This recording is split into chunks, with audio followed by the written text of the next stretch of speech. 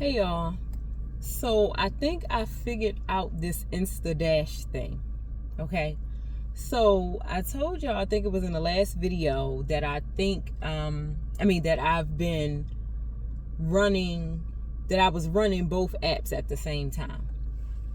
So a few days ago, I got the good idea that I should take an Instacart batch and a DoorDash batch at the same time. And me and my sister, so I pulled it off. I wasn't sure if I was going to be able to pull it off, but I pulled it off. But what happened was there was a slight hiccup because we were out for a little while, and I had my sister with me, and she was hungry, and she had never had a Whopper before, right? So I had, she was with me a few days ago when I was doing a batch, and the person ordered from Burger King, and it was a Whopper, and I was telling her how it smelled so good and how I used to love Whoppers, and she said she never had one. So I'm like, what? I said, we're going to have to change that. So since we were near Burger King and we did not have a batch, I said, okay, while we're waiting for a batch to come through, let me go ahead and take you to Burger King so you can try out the Whopper. So I realized that I was also hungry. So, and y'all know I don't eat the beef anymore, and I'm not really a fan of meat replacements. But I decided to go ahead and give the I said, I'm hungry, and I didn't really want the bread either, but I said, okay, I'm just going to go ahead and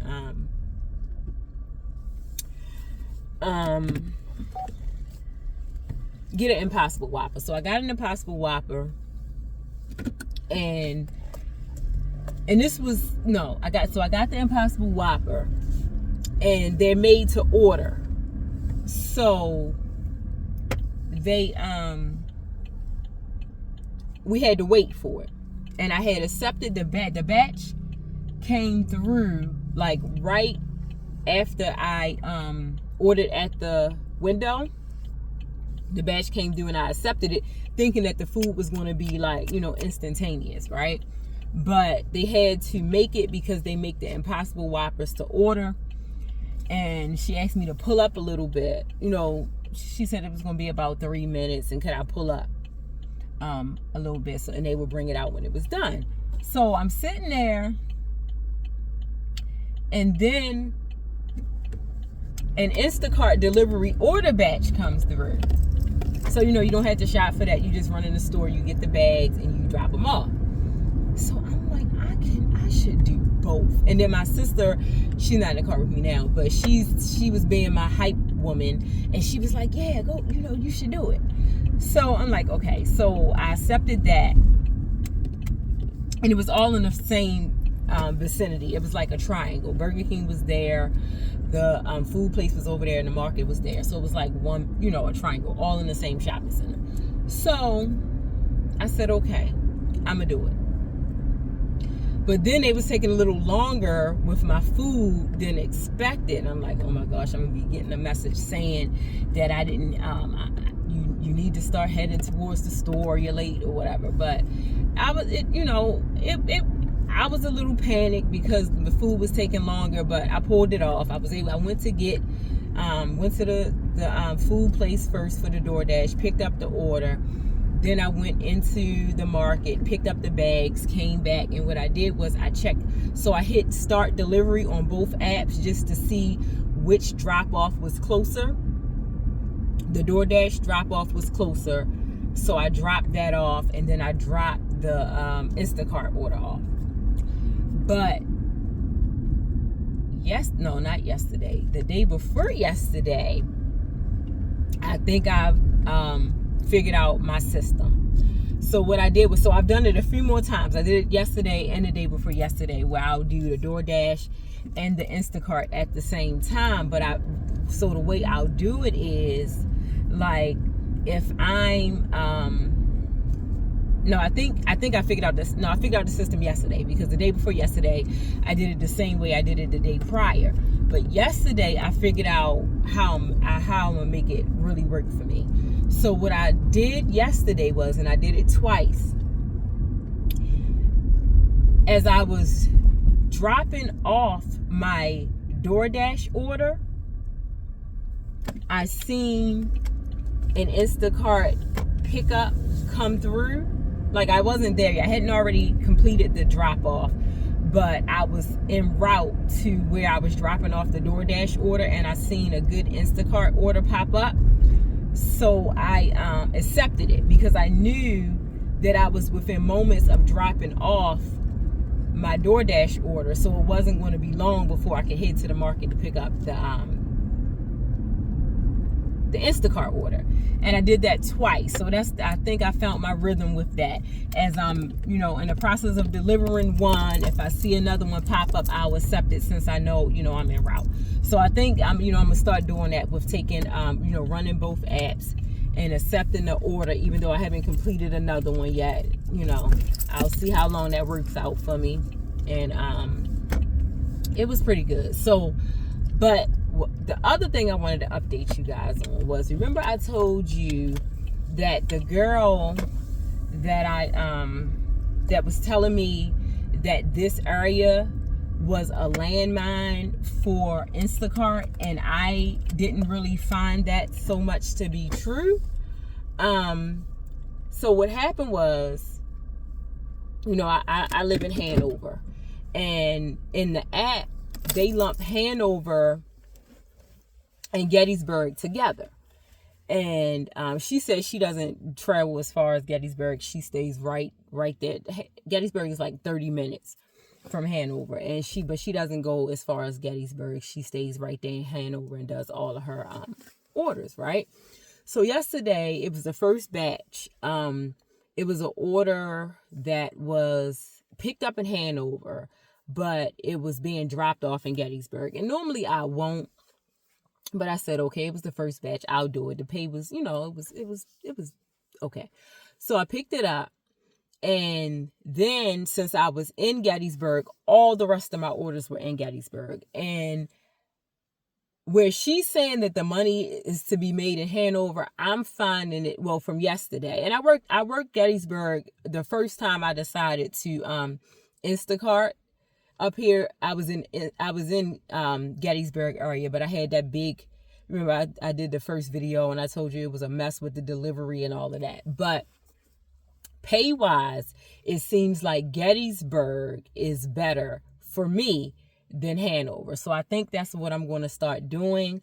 I'm going to, if I see a batch that's in Hanover, or even if it's not in Hanover, because sometimes batches will come through and the pickup is in Gettysburg and the drop off is in Gettysburg. So I think I'm going to start working Gettysburg and see how long Gettysburg is the better area for me. And the other thing about Gettysburg, so a lot of times in Hanover, you'll be on a batch, you'll complete the batch, and it's like some idle time. You're kind of like waiting in between the current batch and the next batch. It was not that way in Gettysburg at all. As soon as I completed an order, another one was popping through. As soon as I completed an order, another one was coming through, with DoorDash and with Instacart. So I think I'm going to, play around with the Gettysburg area for a while and see how that does. That may be a better area for me. I did not do any dashing or Instacart today and they had a really, Instacart had this promo where if you did a certain amount, I think it was like 7 batches, you were guaranteed at minimum at least a certain dollar amount. And I was going to get up early and attempt to do it, but I was up to after 4 a.m. working on a puzzle last night. Well, this morning. So but I still woke up fairly early. I woke up fairly early, especially for me to have gone to bed that late, but I didn't feel like going out. And I started to log into the app and watch it. And then when I was leaving out to go to the store just now, something popped up in DoorDash stating that, the Gettysburg, Hanover and Gettysburg is really busy right now. But I decided I'm not dashing or Instacarting today. I did some cooking. I'm experimenting with jerk collard greens. So I will let you all know how that went. And I made some homemade watermelon sherbet, dairy free. I made it with oat milk, not regular milk, and not the oat milk that has all the ingredients. This oat milk has literally 3 ingredients. It's oats, water, and a little sea salt. So I made it with that. That should be a nice treat for neighborhood insurance baby. So I decided to take a day off from DoorDash and Instacart, but I think I have found my niche with this, accepting both, running both apps at the same time and accepting 2 orders at once. So I'll keep you posted on how long that works out for me. Oh, and speaking of that Impossible Whopper, if you're a person who, doesn't mind